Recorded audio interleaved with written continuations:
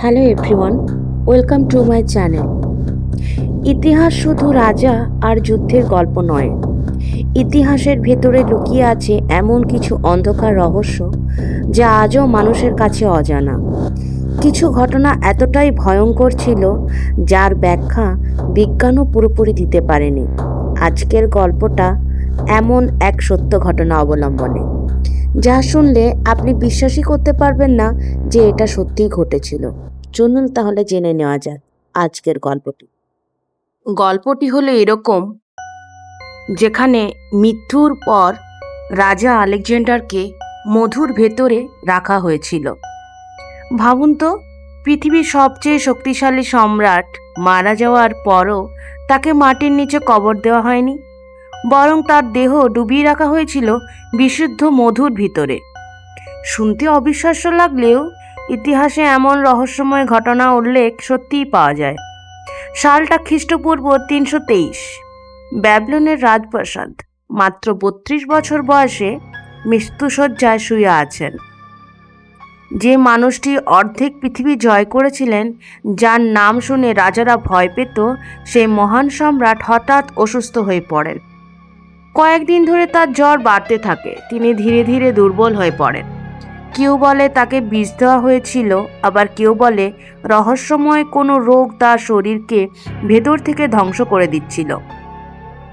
মৃত্যুর আগে তিনি নাকি তার সেনাপতিদের দিকে তাকিয়ে বলেছিলেন, সবচেয়ে শক্তিশালী মানুষেরও মৃত্যুর কাছে অসহায়।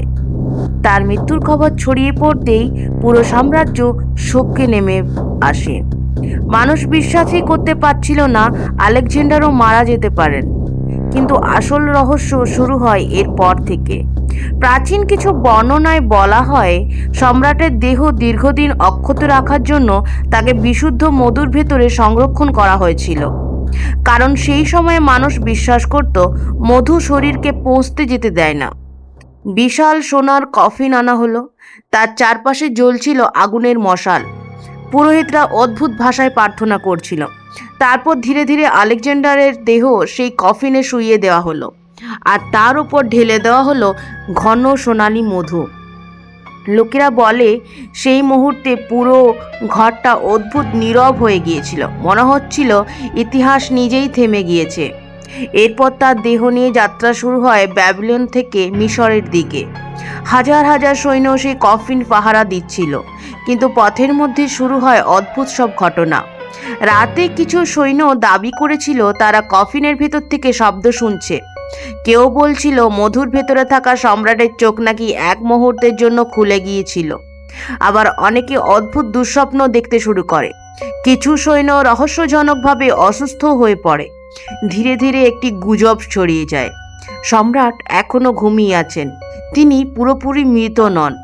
পরে তার দেহ নিয়ে যাওয়া হয় শহরে। সেখানে তার জন্য তৈরি করা হয়েছিল রহস্যময় সমাধি। কিন্তু আজও পৃথিবীর সবচেয়ে বড় রহস্যগুলির একটি হলো আলেকজান্ডারের আসল সমাধিটি কোথায়। অনেক অভিযাত্রী সেই সমাধি খুঁজতে গিয়ে হারিয়ে গেছে। অনেকে বিশ্বাস করে সেই সমাধির ভেতরে এখনও লুকিয়ে আছে অমূল্য ধন সম্পদ, আর হয়তো হাজার বছর পরেও মধুর ভিতরে ঘুমিয়ে আছেন ইতিহাসের সবচেয়ে ভয়ঙ্কর সম্রাট আলেকজান্ডার।